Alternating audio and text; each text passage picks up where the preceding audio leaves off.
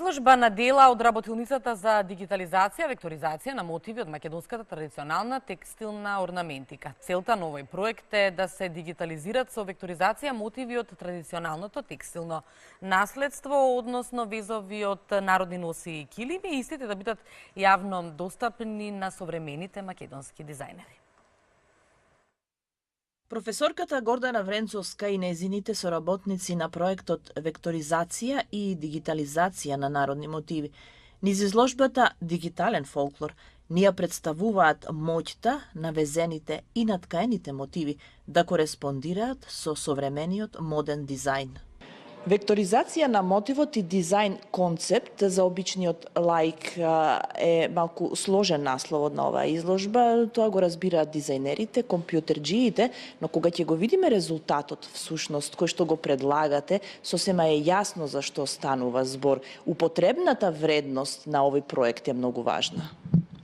Да, токму и од потребата на современите дизајнери во Македонија се роди идејата за еден ваков проект. Имаме богато и навистина раскошно културно наследство, меѓутоа многу мал дел од тоа културно наследство е дигитализирано и погодно за современа употреба.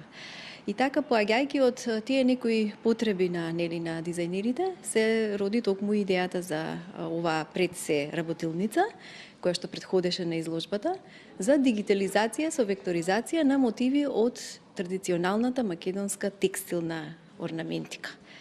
Има навистина многу што да се дигитализира, има навистина многу што може да се искористи во современиот дизајн. Меѓутоа, ние засега се фокусиравме на текстилната орнаментика. Избравме десетина мотиви кои што ги векторизиравме, а потоа на дизајнерите им беше дадена слободата да направат една современа примена во некакви дизајнерски концепти. Всушност, сега само се фокусиравте на песната на Блаже Коневски Везилка. Значи, нашите македонски везилки ќе им дадеме гласност во светот. Може ли да ни кажете како одеше процесот? Ќе им дадеме гласност во светот. Може ли да ни кажете како одеше процесот? Всушност, што е тоа дигитализација, што е тоа векторизација? Претежно се базираат на она што го имаме како везови, везбени мотиви, пред се од народните носи, но вклучивме и еден мотив од нашите традиционални килими. Така да имаме и везење, имаме и ткаење. Имаме и везилки и ткачки. Така е. Навистина, она што сакавме да го направиме, да направиме на шематизација, бидејќи вие можете да дигитализирате и со скенирање или со фотографирање. И така мотивот да го направите достапен.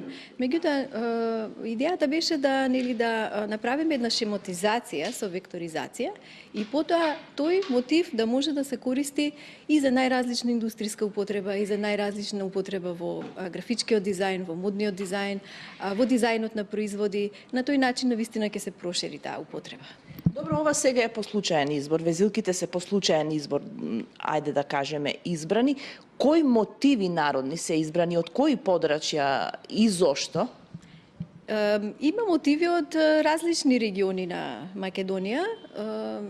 Факт е дека во Македонија има преку 50 на различни типови на народни носи и навистина има богатство од најразлични мотиви.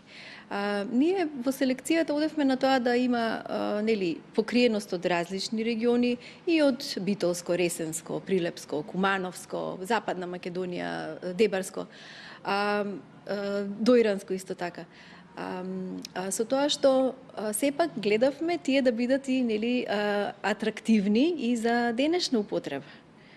Исто и тоа беше еден од критериумите за избор на мотивите. Неверојатно изгледа кога наш мотив ќе видиме, например, на омот на компакт диск или на некаква кутија за некаков производ, наеднаш стануваме свесни дека имаме одлично културно наследство кое што може да парира на сите во светот. Да, токму така и затоа и сакавме да после работилницата да ја направиме изложбата, да може луѓето да видат нели како навистина може сето тоа да се примени во производи од нашата нели секојдневна околина и употреба. На тој начин луѓето стануваат свесни како навистина тоа може да нели да биде дел од нашиот современ живот. Само да биде појасно, сите оние кои што ќе дојдат, дизајнери, кои што ќе дојдат до вашите дигитализирани и векторизирани мотиви, значи можат да ги употребуваат без да се плашат дека треба некаква авторизација да плата. Значи, слободно можат да ги употребуваат и да ги украсуваат производите.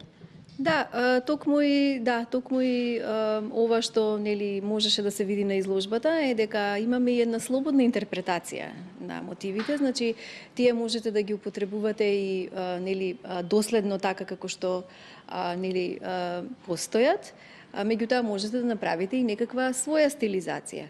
Факт е дека мотивите во контекстот на народната носија или во контекстот на килимите, а особено во народната носија, тие си имаат своја функција и си имаат своја символика која што го дефинира идентитетот, го дефинира статусот на тој што ја нели носи облеката, меѓутоа кога веќе ќе излеземе од тој систем на идентификација и на комуникација, ние во современиот дизајн навистина можеме да бидеме и послободни во примената на тие мотиви и орнаменти.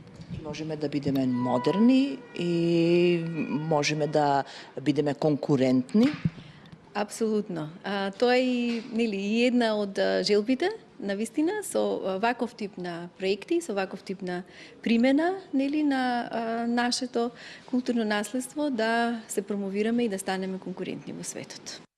Професорката Гордана Вренцовска е координаторка и менторка на проектот за дигитализација со векторизација на мотиви од македонската традиционална текстилна орнаментика на Македонскиот совет за дизајн, кој е поддржан од делегацијата на Европската унија во Република Македонија во соработка со Европскиот универзитет и Институтот за фолклор Марко Цепенков.